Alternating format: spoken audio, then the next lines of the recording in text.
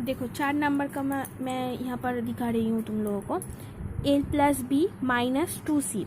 L plus B को मैंने ए पकड़ लिया और 2c को बी। तो देखो ए माइनस बी का फॉर्मूला में आ रहा है, A minus B whole cube.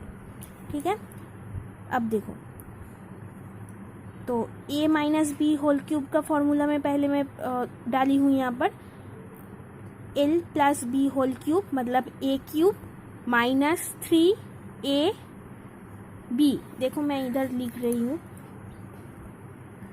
L plus B equal to A और 2c इक्वल टू बी।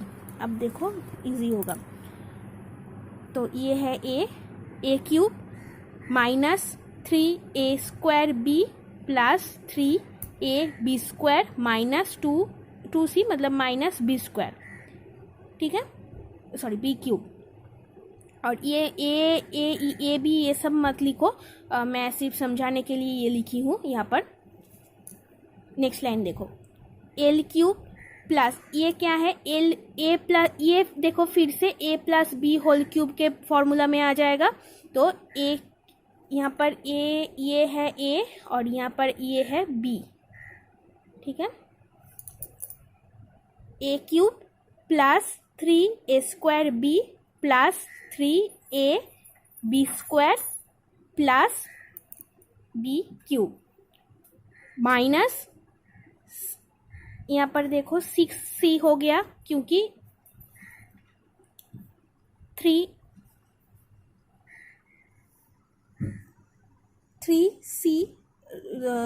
और 2c इंटू करके 6c।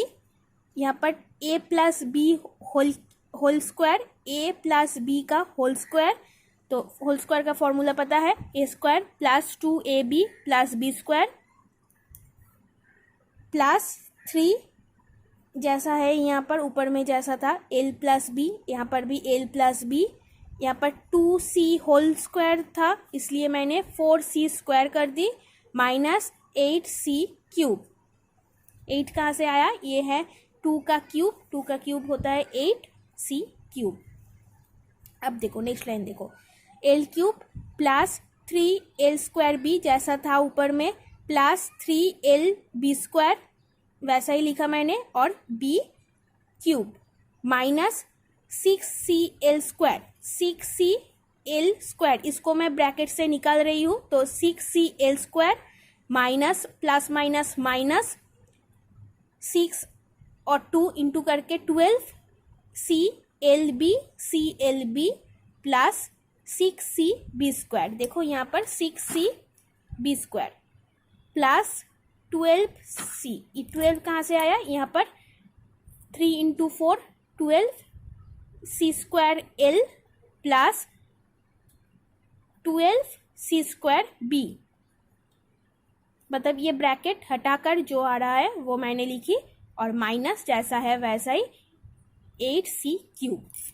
अब समझ में यहाँ पर थोड़ा और एक बात देख लो, एल को मैंने ए पकड़ ली तो A plus B whole cube का फॉर्मूला आ रहा है, A plus B whole square whole cube. तो यहाँ पर इसलिए एल क्यूब मतलब ए क्यूब मतलब L cube plus 3l square B जैसा होता है 3a स्क्वायर बी वैसे ही 3l square B plus 3lb square मतलब 3ab स्क्वायर जैसा फॉर्मूला में है। तुम लोग को पता है फॉर्मूला, अच्छे से पढ़ो, अच्छे से फॉर्मूला को देखो।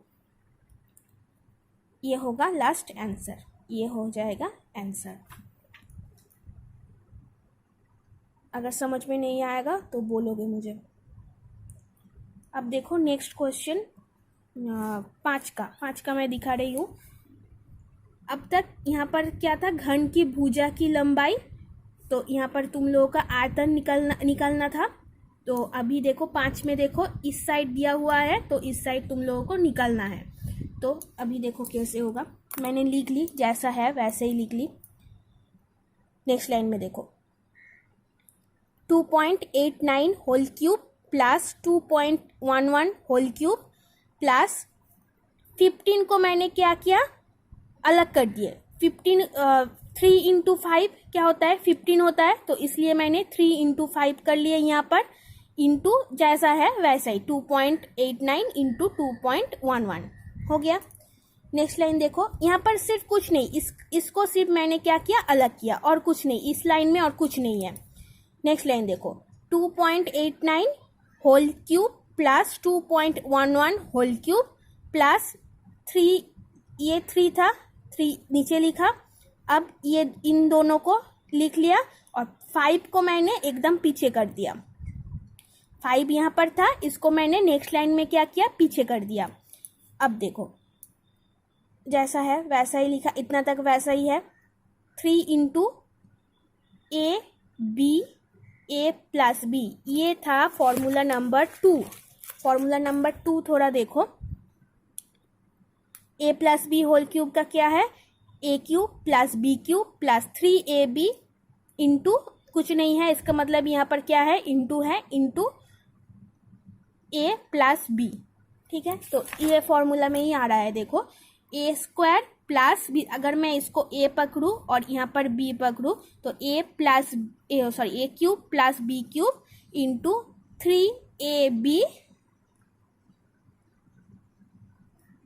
ये 5 यहाँ पर नेक्स्ट लाइन में क्या हो गया, 5 को इन दोनों को अगर जोड़ोगे तो क्या आएगा, 5 आएगा। 2.89 प्लस 2.11 कितना होता है, 5 आता है। तो मैंने इसको ही तोड़ लिया, अलग कर दिया यहाँ पर। ठीक है, ए प्लस बी में आ गया, तो देखो A cube plus B cube 3ab into कुछ नहीं है, इसका मतलब यहाँ पर इंटू है, इंटू ए प्लस बी। तो ये फॉर्मूला से a plus B whole cube, तो ये 2 को जोड़कर 5 होता है, 5 cube 5 cube equal to 5 cube का आंसर होता है 125। तो ये हो जाएगा आंसर।